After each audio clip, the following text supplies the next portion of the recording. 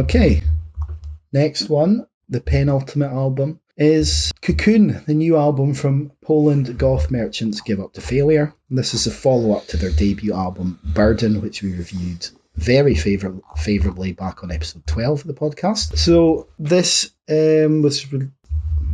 I don't know when it was released because I've written down the wrong date. It definitely wasn't released on the 16th of September 2022. No, it was released on the 20th of February. Yeah, so on Requiem Records. Yes, thank you. And it's 10 tracks and just over an hour, just under an hour, 56 minutes long. And straight off, I would say that Burden felt a bit more like a straight up sort of doom and goth record. There's a lot of typo negative in there, a bit of this more doomy stuff like Candlemas. It had this really wonderful kind of cavernous sort of underground feel to it, like really moody, really atmospheric, and just really cool. And I think Cocoon keeps a lot of that, a lot of what was great about Burden, but it also adds like a lot more elements of like synthwave and sort of shoegaze into the mix, and it creates something a bit more like there's a band called Zetra who I saw supporting Unto Others when I saw them last year in Edinburgh, and they've got a similar kind of sound to them. I'd also make some comparisons with the likes of Brutus in terms of that sort of dark shoegaze element. Maybe a bit of stuff like Death Heaven, or there's a band called Maul as well. Although I'd say they're all more on the sort of like black gaze kind of side of things, like more black metal infused, where there's this more goth and doom. But definitely there are similarities between some of those bands. The band themselves describe their sound as from chaos in the head to peace in the heart. It's interesting, and which is a change, isn't it? Because I can't quite remember how they described themselves previously, but it wasn't that, was it? Yeah, I don't know. I mean, I don't know, but it's definitely Burden. Even the name Burden like sounds pretty depressing.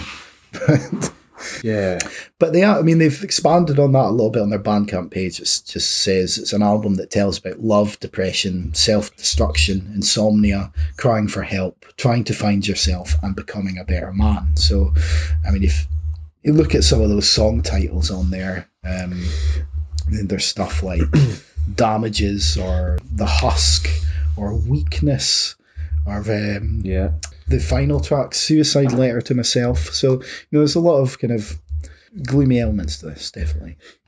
Yeah, because didn't they previously describe themselves as like gloom gaze? Or maybe, actually. It was something like that. It was something that we hadn't quite heard before. And yeah, we reviewed their debut album, Burden, very favourably. And in my notes, I think you're right. You know what I mean? The band definitely have a kind of flair for serving up these really atmospheric, kind of brooding, cinematic soundscapes. You know what I mean? You find just because obviously, as you said earlier on there, man, like the album itself, kind of running total of just under an hour. So all the songs are pretty long. I think with the exception of one of them, it's maybe only about 3 minutes. Yeah. So most of the tracks are kind of pretty long, and it's not a bad thing. Like none of them kind of overstay their welcome, but you do find yourself just getting lost in them. You know what I mean? They just seem to kind of transport you off to this other world, which I really enjoyed. This album definitely feels less oppressive than their first album. There is something, obviously it's kind of dealing with some kind of pretty heavyweight issues as you kind of touched upon earlier on, but there is I think generally speaking it does feel a bit brighter than the first album. I think that's maybe a lot. Like there's a lot of the electronic stuff. Yeah, is quite sort of like glowing. I don't know if that's the right word, but there's a sort of glow to it.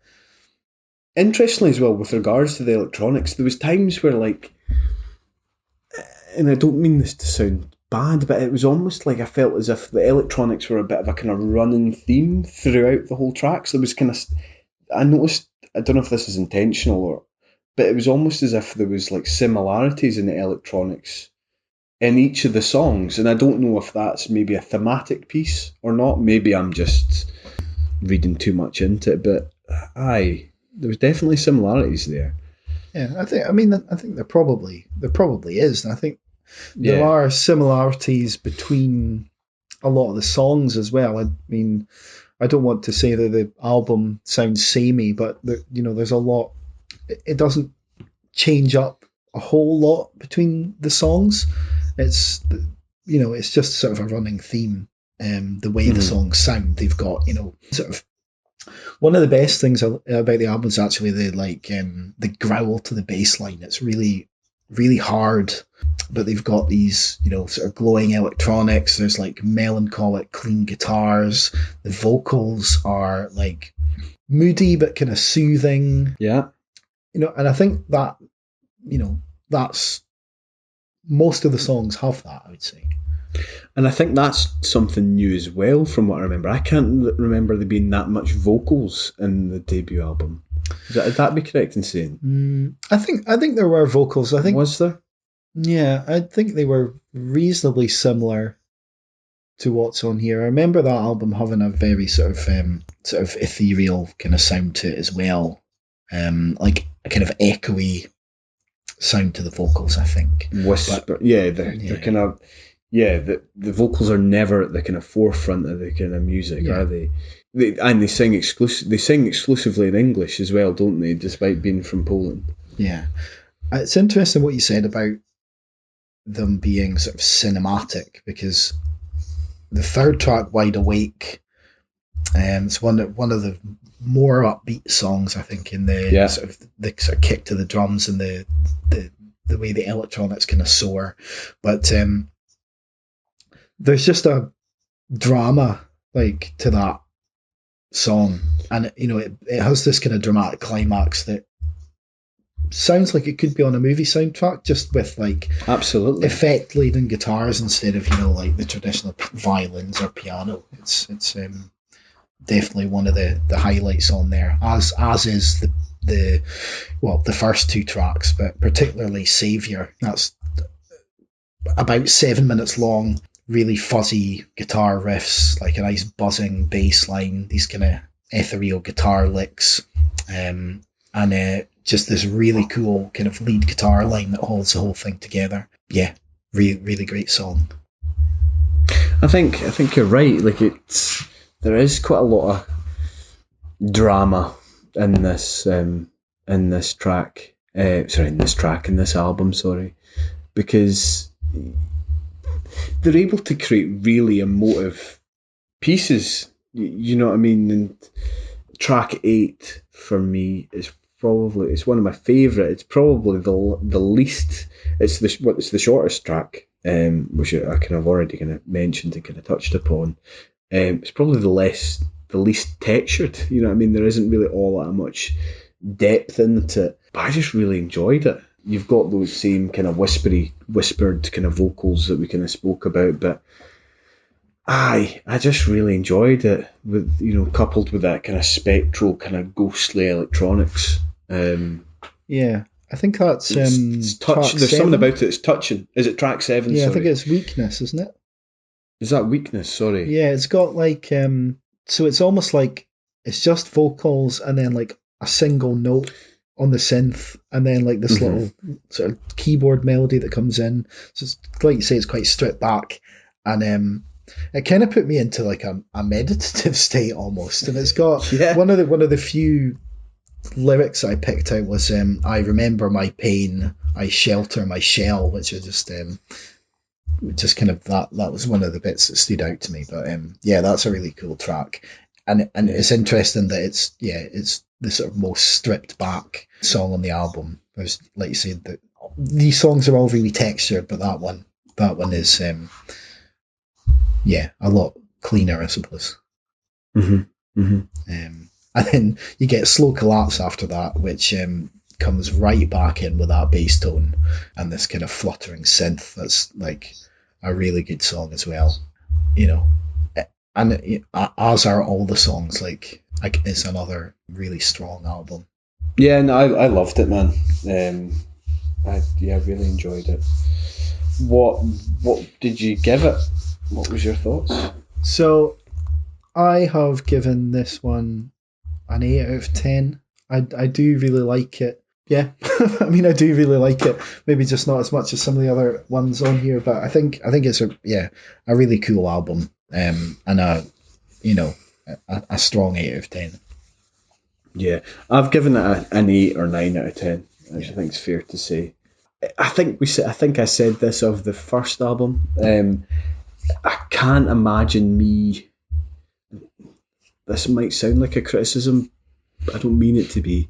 But I can't imagine me just going to be like, oh, I'm gonna listen to Wide Awake, or I'm gonna listen to The Husk, or Slow Collapse. Like, I think it's one of those things that you would have to listen to from start to finish. Like, I think it sounds like a really wanky thing to say, but it's almost like an album that you would experience. You know what I mean? Rather than picking out the odd wee bit here and there.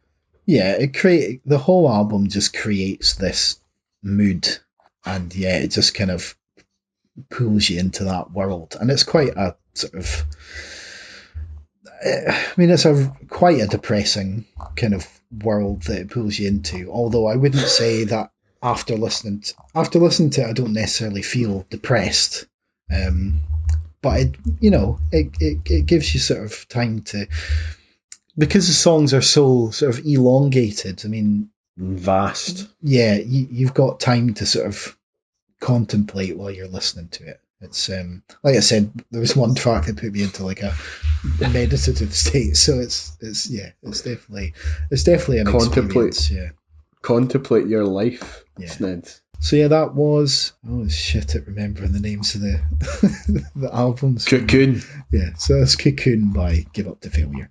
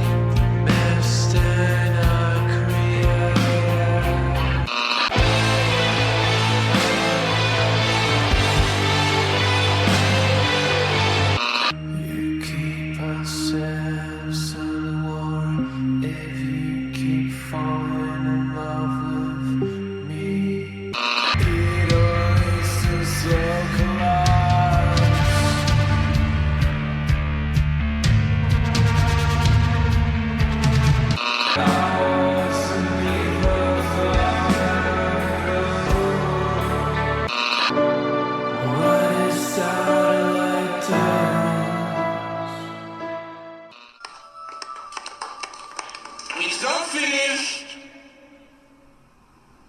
It's finished.